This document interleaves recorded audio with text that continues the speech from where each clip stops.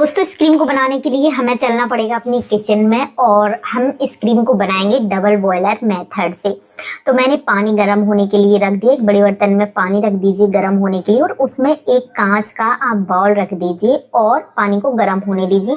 और जो बाउल है वो आपको एकदम सूखा लेना है, उसमें किसी भी तरह का पानी का एक भी बूंद नहीं होना चाहिए, बिल्कुल सूखा आपको बाउल चाहिए होगा, वो ले लीजिए। अब हमें चाहिए होगा कोकोनट ऑयल। अगर आपके पास ये डाबर का पैराशूट कोकोनट ऑयल है जो नॉर्मल सभी के घरों में होता है तो आप वो भी ले सकते हो। अगर आपके पास वर्जिन कोकोनट ऑयल है कोल्ड प्रेस्ड तो आप वर्जिन कोकोनट ऑयल का ही इस्तेमाल करें तो क्रीम आपकी ज़्यादा अच्छी बनेगी, क्योंकि इसके कई ज़्यादा फायदे होते हैं नॉर्मल कोकोनट ऑयल की तुलना में। यहाँ पे मेजरमेंट का बहुत ध्यान रखना है, आपको ध्यान से वीडियो देखना है। यहाँ पे मैंने 2 चम्मच, जिस चम्मच से ले रहे हो उसी से आपको सारी चीजें मेजरमेंट करनी है। 2 स्पून मैंने लिया है वर्जिन कोकोनट ऑयल। बहुत ध्यान से देखें तभी आपकी क्रीम परफेक्ट बनेगी, नहीं तो थिक हो जाएगी या फिर ड्राई रह जाएगी या फिर आपकी बहुत ज़्यादा पतली क्रीम हो जाएगी। तो आप ध्यान से एक बार वीडियो को देख लें, समझ लें। अब यहाँ पे जो आप मेरे हाथ में चीज़ देख रहे हो ये है मधुमक्खी के छत्ते का वैक्स यानी कि बी वैक्स। अच्छा, गाँव में ये ईजिली मिल जाता है, मार्केट में भी आपको मिल जाएगा, बहुत सस्ता मिल जाता है, लेकिन ये बहुत ज़्यादा अच्छा होता है हमारी स्किन के लिए। यहाँ पे मैंने बहुत छोटा सा टुकड़ा लिया है बी वैक्स का। अब इन दोनों को हमें मेल्ट करना, मतलब तेल के साथ हमें बी वैक्स को मेल्ट करना पड़ेगा। तो इसीलिए हम इसको डबल बॉयलर मेथड से बना रहे हैं, क्योंकि हमें बी वैक्स मेल्ट करना है। इसके जगह पर जो मतलब कैंडल वाला मोम होता है वो आपको नहीं लेना है, वो चीज़ अलग है और ये अलग है। ये एकदम प्योर है, नेचर से हमें मिला है। इसके बहुत अच्छे फायदे होते हैं, इसमें नेचुरल मॉइस्चर होता है, नेचुरल आपकी स्किन को मॉइस्चराइज करेगा और इस क्रीम को एकदम परफेक्ट बनाएगा। इस क्रीम की जो कंसिस्टेंसी है उसको परफेक्ट करेगा।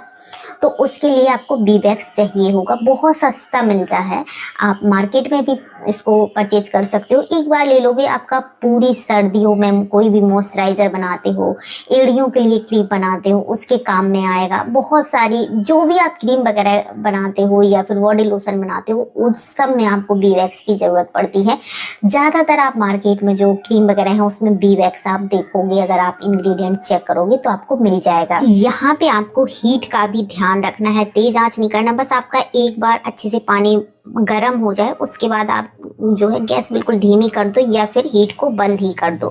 अब यहाँ पे मैं 2 विटामिन ई के कैप्सूल इसमें ऐड करूँगी। विटामिन ई स्किन को यूथफुल बनाने के लिए बहुत अच्छा होता है, तो विटामिन ई आप ज़रूर से डालिए।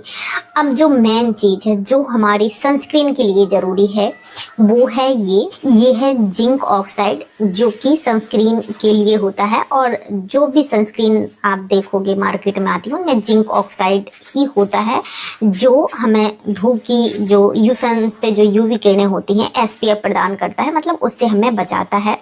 तो ये आपको लेना है। और मैं आपको बता दूं ये मुझे ना 160 रुपए में फ्लिपकार्ट से मिला है, तो आप एक बार परचेज कर लोगे और इसमें ना आप 2 साल की सनस्क्रीन बना लोगे, मतलब 2 साल आप रेगुलर सनस्क्रीन इस्तेमाल करोगे आपका चल जाएगा। आप सनस्क्रीन आप जानते हो, मतलब बहुत आप 100 ml की भी लोगे तो आपको 300 रुपए से कम में नहीं मिलती है और इसमें आपको एक बार खर्चा करना है और आप सालों के लिए फ्री हो जाओगे। लेकिन जब आप इसको इस्तेमाल करते हो तो उसके बाद पैकेट को आपको अच्छे से बंद करके ही रखना है, इस चीज़ का ध्यान रखें, खुला आपको नहीं रखना है। और अगर आप जिंक ऑक्साइड ले रहे हो तो आपको इसमें देखना है, आपको कॉस्मेटिक ग्रेड वाला ही जिंक ऑक्साइड लेना है। तो यहाँ पे मैंने 1 चम्मच जिंक ऑक्साइड लिया है, उसी स्पून से, वही स्पून है तो उसी से मैंने 1 चम्मच यहाँ पे जिंक ऑक्साइड लिया है। यहाँ पे मैंने गैस को ना पूरी तरीके से बंद कर दिया है, सिर्फ गुनगुने पानी में मैंने इसको रखा है। आपको गैस बंद कर देनी है जब आप जिंक ऑक्साइड मिलाते हो, जिससे कि इसकी जो मतलब सिर्फ हमें हीट इसलिए चाहिए था कि हमें बी वैक्स को मेल्ट करना था। फिर आप बिल्कुल बंद कर दीजिए और गुनगुने पानी में इसको मिला दीजिए। बस अब हम इसको हटा लेंगे और इसको थोड़ा सा ठंडा होने देंगे। तो इस तरह से आपको बनाना है। अब देखिएगा ये जो सनस्क्रीन है वो हमारी बिल्कुल ठंडी हो चुकी है और यहाँ पे मैंने जो जिंक ऑक्साइड का यूज किया है वो मैंने फ्लिपकार्ट से परचेज किया है, तो उसका लिंक आपको टैग प्रोडक्ट में मिल जाएगा, तो वहां से अगर आप बाई करना चाहते हो तो आप देख सकते हो। अभी देखो ठंडा होने के बाद क्रीम एकदम परफेक्ट हो चुकी है, एकदम स्मूथ क्रीम जैसे कि मार्केट की क्रीम होती है, बिल्कुल उसी तरीके की, कोई भी वाइट कास्ट नहीं छोड़ेगा कि मतलब बहुत ही बढ़िया क्रीम बन के तैयार होगी। और इतनी जो क्रीम बनी है वो क्रीम अभी यही आप किसी डिब्बी वगैरह में मिलती हो तो यही मतलब मुश्किल से 10 रुपए के खर्च में हमने बनाई होगी। मैंने थोड़ी यहाँ पे आपको इसलिए बनाकर बताई है जिससे आपको इसका मेजरमेंट समझ में आ जाए। अब इसी तरीके से आप ज़्यादा बना सकते हो, 2 महीने तक खराब नहीं होगा, नॉन प्रिजर्वेटिव है, किसी तरह का केमिकल वगैरह ऐसी कोई चीज़ हमने घर की चीज़ें इसमें पूरी जो नेचुरल चीज़ें हैं वो ही इस्तेमाल करी हैं। मैं आपको हाथ पर लगा के दिखाती हूँ, ये देखो बिल्कुल बढ़िया से एब्जॉर्ब हो जाएगी आपकी स्किन में, बहुत अच्छा मॉइस्चर देगी और आपको एसपीएफ भी देगी, सन प्रोटेक्शन भी देगी।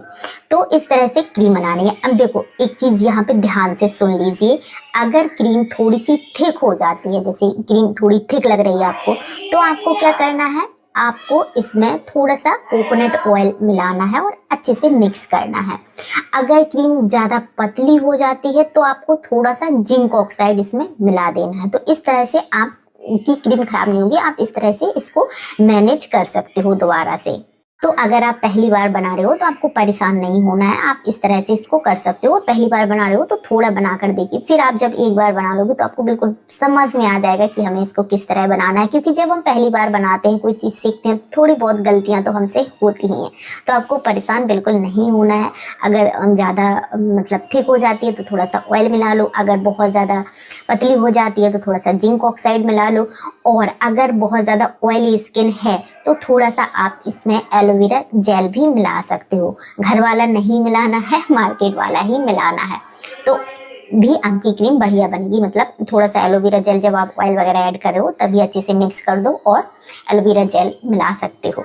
अब मैं आपको मार्केट वाली और घर वाली दोनों ही क्रीमें दिखाती हूँ कि दोनों में कितना फर्क है और कैसी बनी है। तो अब मैं आपको दिखा रही हूँ मार्केट वाली सनस्क्रीन और घर वाली सनस्क्रीन, दोनों में कितना अंतर है। सबसे पहले मैं ये प्लम की सनस्क्रीन आपको लगा के दिखा रही हूँ, जो कि 400-500 की मिलती है इतनी सी सनस्क्रीन। और ये देखो, ये मैंने मार्केट वाली सनस्क्रीन लगा ली है, ये इस तरह की है। ये थोड़ी सी मुझे घर की जो मैंने आज बनाई है उससे थोड़ी सी पतली लगी है, मतलब इसका जो टेक्सचर है वो थोड़ा सा पतला है।